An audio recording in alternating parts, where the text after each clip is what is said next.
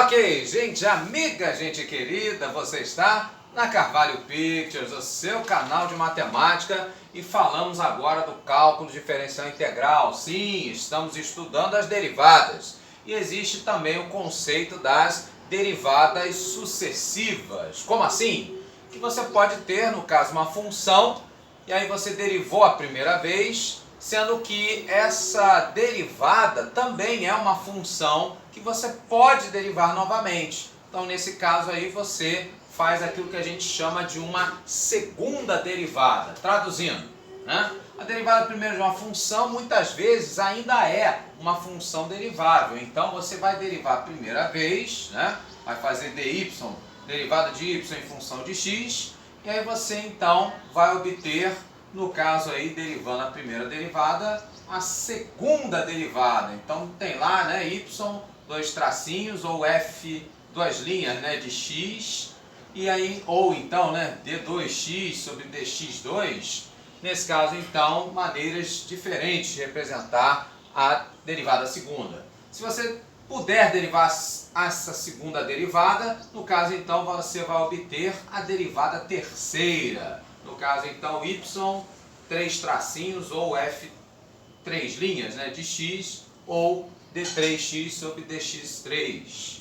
E se você puder fazer isso n vezes, então você tem a enésima derivada, no caso a yn ou fn de x, dny ou dxn. Nesse caso, então, as maneiras diferentes de representarmos aí as enésimas derivadas. Bom, nesse último caso aqui, o que acontece? Tem algumas funções que você consegue generalizar, ou seja, você consegue obter tipo uma formulinha para, no caso aí, então, saber o resultado de toda e qualquer derivada. Quer um exemplo? No caso, esse aqui, ó, 1 sobre x, ou x elevado a menos 1, correto? Nesse caso, se você fizer a primeira derivada, né, y', a derivada então de x elevado a menos 1, né, cai o expoente, fica menos 1, então multiplicando quem? X, fica agora elevado a n menos 1, então n menos 1 no caso, menos 1 com menos 1, menos 2. Ou, dessa forma, ou em termos de fração, ficaria menos 1 sobre x ao quadrado, ok? Se você derivar então essa função, fizer y duas linhas, nesse caso então nós teríamos, né, menos 1 vezes x elevado a menos 2, né, que é isso aqui, né? No caso então, x elevado a menos 2, o menos 2 vai cair, né? E aí você vai ter agora x elevado a menos 3. Ou da mesma forma, isso aqui então ficaria 2 sobre x ao cubo. Correto? E 2 sobre x ao cubo também é derivável. Então a gente faz aí a terceira derivada. Y três linhas. E aí nesse caso então nós teríamos o 2, né? E aqui x elevado a menos 3, né? Esse menos 3 cairia do expoente. E aí teríamos agora x elevado a menos 4. Nesse caso então ficaríamos com 2 vezes menos 3, menos 6 sobre x à quarta. Se eu derivar então uma quarta vez, no caso então a quarta derivada, y4, né? O que nós teríamos? Esse menos 6, no caso então vai ser multiplicado por expoente x a menos 4 multiplica o menos 6 e aqui fica menos 4 com menos 1, x elevado a menos 5. Então nós teríamos menos 6 vezes menos 4, teríamos mais 24. E isso então vezes x a menos 5, ou a mesma coisa dividido por x à quinta. Pois bem, então se a gente reparar direitinho, existe um padrão no caso aí que pode nos dar a enésima derivada, né? Então yn. Então toda e qualquer derivada dessa função especificamente, né, nós poderíamos dizer então que, por exemplo, o denominador, o que vai acontecer? Primeira derivada x ao quadrado, segunda derivada x ao cubo, terceira derivada x à quarta, quarta derivada x à quinta, ou seja, Se aqui então for a enésima derivada, x fica elevado a n mais 1. Ok? Faz sentido? Pois muito bem. No caso a gente vê uma alternância, a primeira derivada é negativa, já a segunda positiva, a terceira negativa, a quarta positiva. Então você vê que existe uma alternância no sinal, logo esse numerador fica multiplicado por menos 1 elevado a n. Então se o meu n for ímpar, fica negativo. Se meu n for par, no caso então vai ficar o numerador positivo. Ok? Até aí tudo bem? Muito bem. E aí no caso você vê que esses numeradores também vão modificando. Primeiro era 1, depois 2, depois 6, depois 24. O que é isso? Né? No caso então, se a gente for reparar direitinho, o 6 é 2 vezes 3, o 24 é 4 vezes 3 vezes 2, ou seja, um produto de inteiros. No caso então, aquilo que a gente conhece como n fatorial. Essa então seria a formulinha para acharmos todo e qualquer derivada dessa função y igual a 1 sobre x, ok? Muito bem, um outro exemplo, né? Então ele pode pegar lá, no caso y igual a seno de x, e pedir para você calcule a derivada de número 43 dessa função. Bom, nesse caso então vamos ver o que vai acontecendo, né? Então a primeira derivada, a derivada de seno, seria quem? Cosseno, né? De acordo com o que a gente viu lá nos vídeos anteriores de regras de derivação. E aí se eu derivar novamente, no caso então a derivada de cosseno passa a ser menos seno, correto? Se eu pegar essa função menos seno e resolver derivá-la, no caso então vai ser a derivada terceira, e aí então a derivada de seno, seno cosseno, só que com um sinal de menos, ficaremos então com menos cosseno. E no caso a quarta derivada, o que vai acontecer? Pois é, a derivada de cosseno é menos seno, só que como tem um menos aqui na frente, isso vai se tornar então mais seno de x. Opa, mas espera aí, seno de x é a própria função original aqui, não é verdade? Ou seja, então você vai ter, né, uma alternância aí de valores, seno, cosseno, menos cosseno, e depois esse ciclo vai se repetindo de 4 em 4, correto? Então nesse caso aí o 43, né, se a gente for dividir 43 por 4, vai dar resto 3. Ou seja, se dá resto 3, é porque então vai ser o terceiro resultado. Traduzindo, que a derivada de número 43 vai ser igual à terceira derivada, valendo menos cosseno. Tranquilo? Muito bem. Vamos ver então em provas anteriores, no caso aí a questão da EFON, onde ele pede a derivada segunda dessa função, não em função de x, né, em função de t, e o valor de t valendo π sobre 18. Muito bem, então você vê que é log neperiano, só que dentro de log neperiano você tem uma função u, derivável. Então, quando você deriva, vale a regra da cadeia, ou seja, você vai fazer, né, log neperiano de u, no caso aí a derivada então como sendo u' sobre u, correto? No caso então cosseno de 3t é uma função derivável. E a derivada de cosseno, acabamos de ver aqui em cima, né? Relembrar, né? No caso aí, menos o seno de 3t.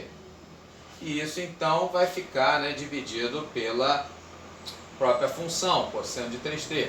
Só que 3t também é, né, uma função polinomial derivável, e a derivada de 3t em função de t vai ser quem?